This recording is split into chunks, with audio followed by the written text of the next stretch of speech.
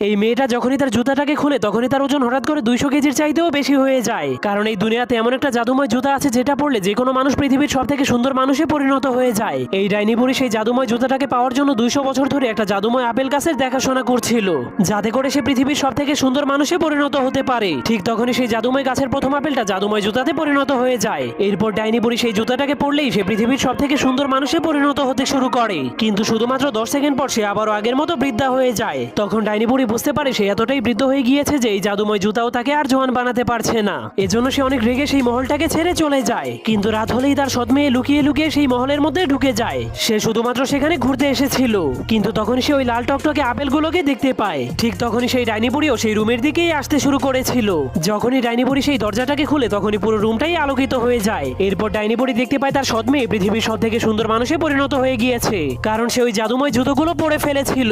যা দেখার পর ডাইনি বুড়ি অনেক রেগে তার